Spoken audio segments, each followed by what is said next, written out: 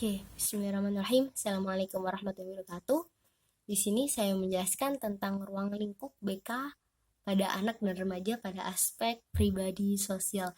Nah, di sini tuh ada 2 poin, anak dan remaja, dan saya akan menjelaskan bagaimana caranya untuk menumbuhkan sikap-sikap positif pada anak dan remaja. Nah, pada anak dulu ya.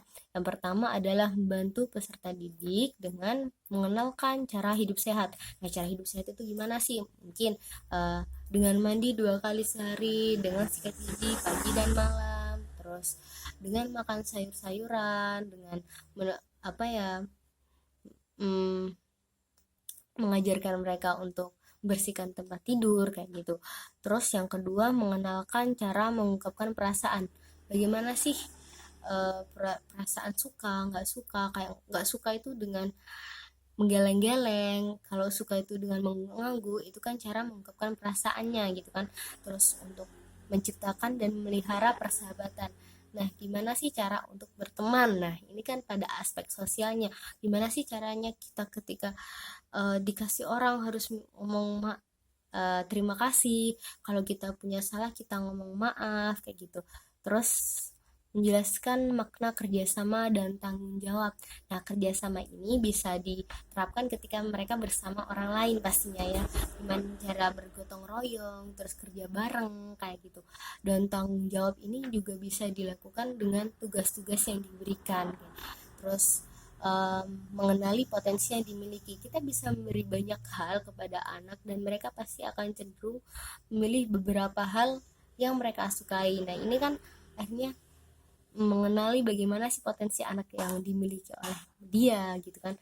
Terus untuk melatih, bagaimana cara melatih untuk mengambil keputusan. Nah, di sini misalkan kita bisa ngasih dua pilihan misalkan ya, saya punya mobil-mobilan nih dek, saya punya yang kanan mobil-mobilan, yang kiri itu motor-motoran gitu kan, main-main gitu, mainan. Adik mau milih yang mana? Nah, itu kan cara mengambil keputusan. Misalkan kalau mobil itu bisa berjalan pakai 4 roda, tapi kalau motor, kalau nggak dijagang, kalau mereka bakal jatuh, bakal ambruk karena mereka cuma punya 2 roda, misalkan kayak gitu. Itu kan bagaimana sih cara mengambil keputusan, dia mau milih yang mana gitu kan. Nah, terus pada remaja. Nah, pada remaja ini juga ada beberapa poin. Yang pertama, bagaimana kita itu menumbuhkan nilai-nilai keimanan dan ketakwaan. Kita tahu sendiri, remaja itu adalah masa-masa di mana mereka mencari identitas diri. Nah, di sini pasti ada ketimpangan-ketimpangan yang terjadi, emosi yang labil kayak gitu. Kalau nggak dibarengi dengan keimanan, kalau nggak dibarengi dengan ilmu-ilmu agama, maka bisa jadi mereka bakal salah jalan gitu kan. Terus memiliki sikap toleransi. Bagaimana ini bersikap toleransi pasti kepada orang lain. Bagaimana untuk kita itu menghargai orang lain kayak gitu kan. Terus mem memahami memahami pemahaman dan penerimaan diri. Bagaimana anak itu bisa menerima diri sendiri gitu, memaafkan diri sendiri ketika dia salah, cenderung menyalahkan diri sendiri, bakal menumbuhkan stres. Nah, stres dini pada anak gitu kan.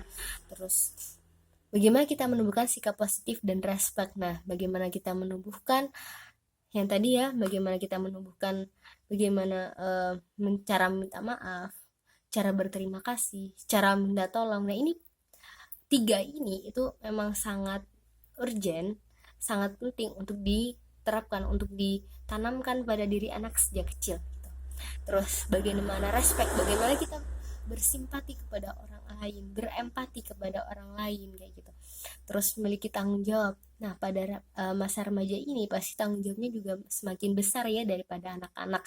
Bagaimana kita memberi tanggung jawab? Contoh misalkan orang tua yang keluar dari rumah, maksudnya, "Dek, Ibu mau keluar sampai jam 2, nanti Adek masak ya." Nah, ini kan tanggung jawab.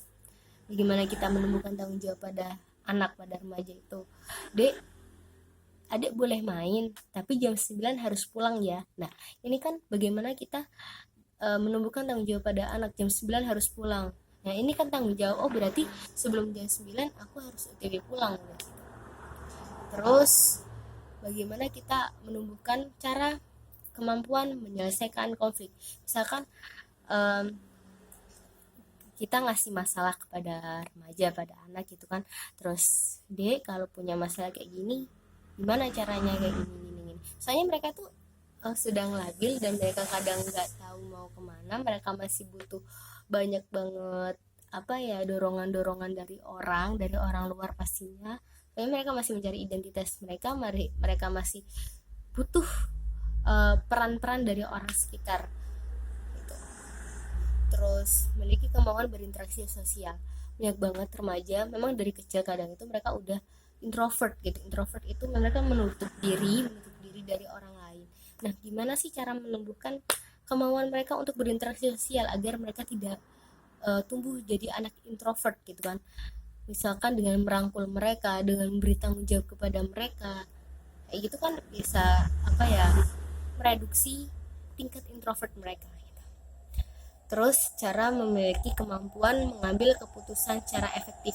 Gimana caranya kita menumbuhkan kepada anak cara mengambil keputusan yang efektif itu gimana sih, yang minusnya kecil bagi kita tapi plusnya banyak bagi kita. Jadi mengurangi tingkat minus negatif apa sih ya, minus misalkan kita mau ke kota ya, dari desa mau ke kota, adik mau naik motor atau naik mobil. Kalau naik mobil kita nggak kepanasan, terus misalkan kita lebih enak duduknya, bisa bisa nyandar atau gimana. Tapi kalau naik motor bisa lebih cepet, nggak terhalang macet kayak mobil banget lah gimana. Nah itu kan cara mengambil keputusan, ada minus plusnya sehingga mereka akan milih oh yang lebih efektif yang ini. Oke, terima kasih.